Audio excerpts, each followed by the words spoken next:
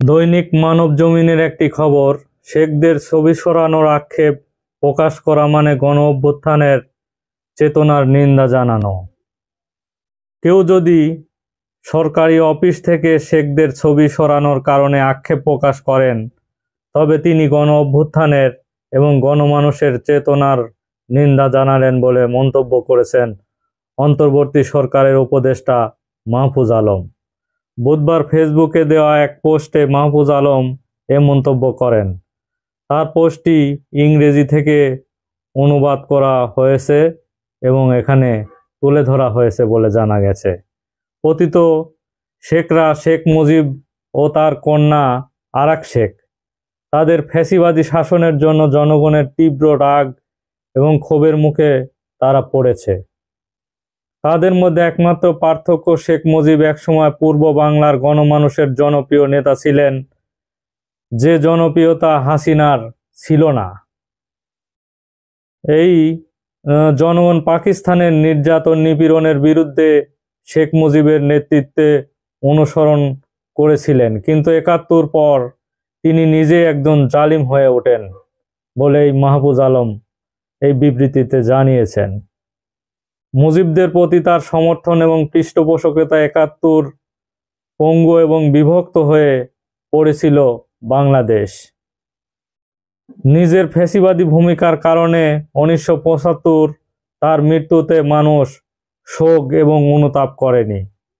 তিনি বলতে চেয়েছেন, একসময় যাকে পাকিস্তানের হাত থেকে বাঁচার জন্য সবাই ভক্তি শ্রদ্ধা করত, অথচ তারপর থেকে যখন জালিমের ভূমিকা পালন করে ক্ষমতায় এসে, তখন মানুষ তার মৃত্যুতে কোনো শোকই পালন করেনি। তবে শেখ তার ৭১ পূর্ব ভূমিকার জন্য সম্মান পাবে।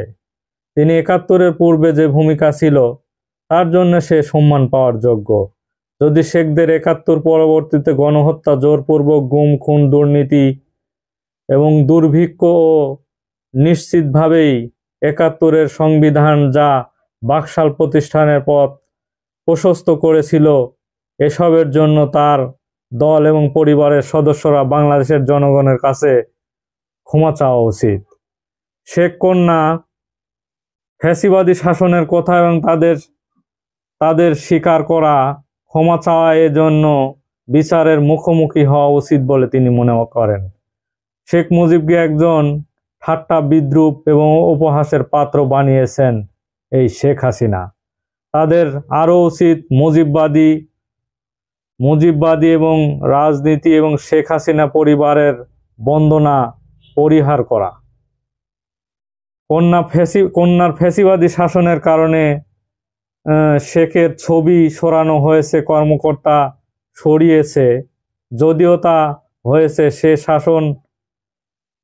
যে শাসন মেয়ে করেছে ফ্যাসিবাদী বাবার নামে ও তার ৭১ পরবর্তী চেতনার কথা বলে।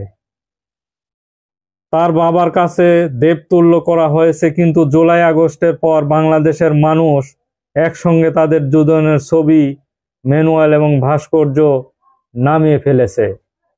তারা কি প্রিয় ছিল যে জুলাই যে অভ্যুত্থান হলো, এই অভ্যুত্থানের পর মানুষ তাদের ঘৃণা ভরে ছুঁড়ে ফেলেছে বলে তিনি জানিয়েছেন। কেউ যদি সরকারি অফিস আদালতে ছবি সরানোর কারণে আক্ষেপ প্রকাশ করে, আমাদের মনে রাখতে হবে, ইতিহাস মুছে ফেলা যাবে না।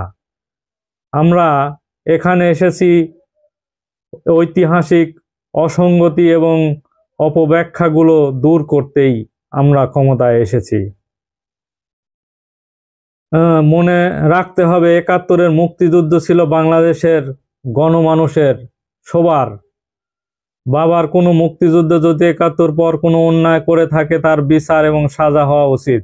স্বাধীনতা যুদ্ধের ভূমিকা রেখেছিল বলেই তাকে ৭১-এর পর কোনো অন্যায় করা মুক্তিযোদ্ধাদের এই ক্ষেত্রে ছাড় দেওয়া উচিত নয়। বাংলাদেশের উচিত শাসক পরিবারগুলো দেবতুল্য করা এবং সেই ক্ষমতাসীন পরিবারগুলো সবকিছু নিজেদের বলে মনে করা। এ থেকে বেরিয়ে আসতে হবে আমাদের সবার, এবং এ থেকে ৪৭ এবং ৭১-এর পাশাপাশি জুলাইয়ের চেতনা আমাদের সবার থাকুক অম্লান। তিনি এই বিবৃতি প্রকাশ করেছেন। আসলে মাহফুজ আলম যখন উপদেষ্টা হিসেবে শপথ গ্রহণ করেছেন, তার পরবর্তীতেই রাষ্ট্রপতির দরবার হল থেকে যখন শেখ মুজিবের ছবি সরানো হলো, তা নিয়ে নেটিজেনদের মধ্যে বিভিন্ন বিতর্কর সৃষ্টি হয়েছে বলেই তিনি এই মন্তব্য করেছেন। ধন্যবাদ সবাইকে।